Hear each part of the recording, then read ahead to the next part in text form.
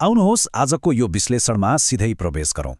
लगातार 3 दिनसम्म बजारमा गजबको हरियाली छाएपछि अचानक नेप्सेमा एउटा कडा ब्रेक लागेको छ। बजार आफ्नै सुरमा माथि गइरहेको बेला एक्कासी किन यस्तो मोड आयो त? आज हामी यसको पछाडि लुकेका प्राविधिक र मनोवैज्ञानिक कारणहरूलाई सँगै डिकोड गर्नेछौँ। सबभन्दा पहिले बजारको मनोविज्ञानलाई एकैछिनमा हल्लाइदिने यो भनाइलाई हेरौँ। संसदीय समितिमा अर्थमन्त्री डाक्टर स्वर्णिम वाग्लेले एकदमै कडा चेतावनी दिनुभयो। उहाँको भनाइ थियो, सीमित समूहले इन्साइडर ट्रेडिङ र बजार हेरफेर मार्फत सर्वसाधारणको अर्बौं रकम दुरुपयोग गरेका छन् र दोषीलाई कुनै हालतमा छाडिने छैन। हामी सबैलाई थाहा छ, शेयर बजार सेन्टिमेन्टमा चल्छ। यस्तो उच्च तहबाट आएको अभिव्यक्तिले लगानीकर्ताहरूमा अचानक नीतिगत अस्थिरताको डर र एक किसिमको सतर्कता पैदा गरिदियो। अनि यसको तत्काल असर कहाँ देखियो त? सिधै नेप्सेको इन्डेक्समा। एकातिर लगानीकर्तामा उत्पन्न भएको यो डर र अर्कोतिर लगातार 3 दिनमा करिब 73 अङ्कले बढेको बजारमा अब नाफा सुरक्षित गरिहालौँ भन्ने छोटो अवधिको स्वाभाविक प्रवृत्ति। यी दुई कुरा निस्किएपछि बजारमा एक्कासी बिक्रीको दबाव बढ्यो, जसले गर्दा नेप्से परिसूचक 39.44 अङ्कले घटेर 2074.40 को बिन्दुमा झर्न पुग्यो। तर यहाँनिर एउटा असाध्यै चाखलाग्दो कुरा छ। सामान्यतया बजार घट्दा मानिसहरू चुपचाप बस्छन् र कारोबार रकम सुक्छ नि, होइन? तर यो पटक त्यस्तो भएन। बजार घटेको दिन पनि 4 अर्ब 66 करोड रुपियाँको उच्च कारोबार भएको छ। यो ठूलो भोल्युमले के सङ्केत गर्छ भने बजारमा पूर्ण रूपमा अन्धो प्यानिक हावी भएको छैन। यहाँ सक्रिय रूपमा खरिद र बिक्री भइरहेको छ, जसलाई हामी एउटा स्वस्थ प्रफिट बुकिङ फेज भन्न सक्छौँ। अब यो कुरालाई प्राविधिक चार्टमा हेर्दा झन्नै प्रष्ट हुन्छ।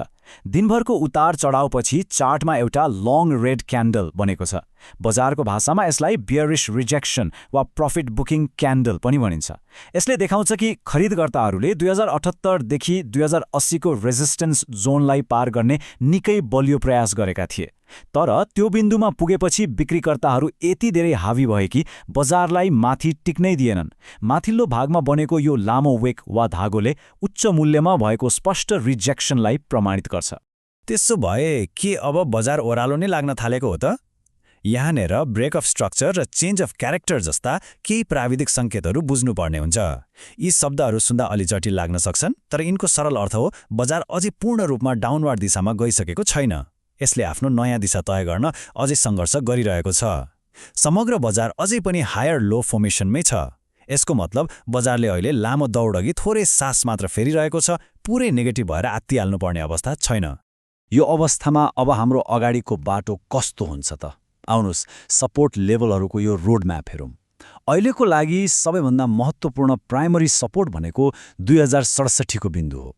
जबसम्म बजार यो बिन्दुभन्दा माथि रहन्छ, बुलिश रिकभरीको सम्भावना एकदमै बलियो रहन्छ।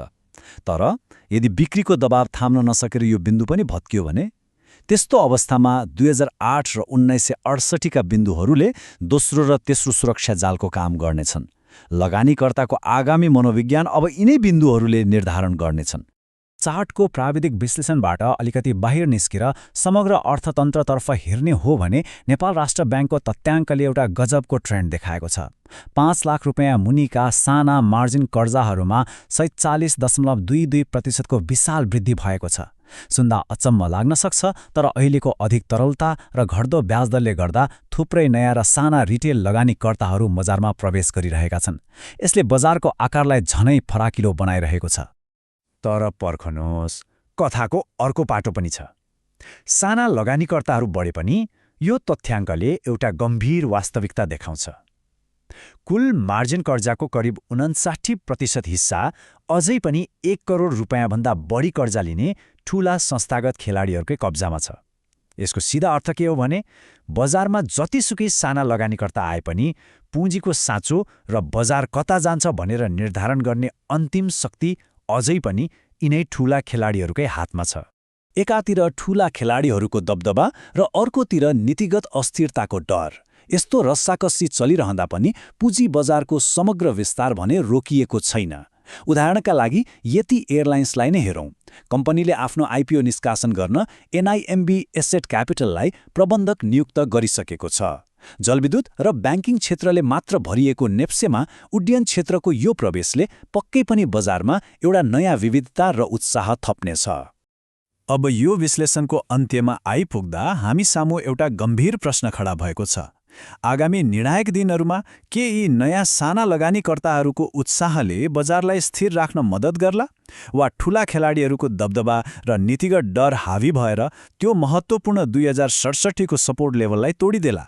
बजार अहिले निकै संवेदनशील मोडमा छ र आउने केही दिनका गतिविधिले नै यसको स्पष्ट उत्तर दिनेछन्।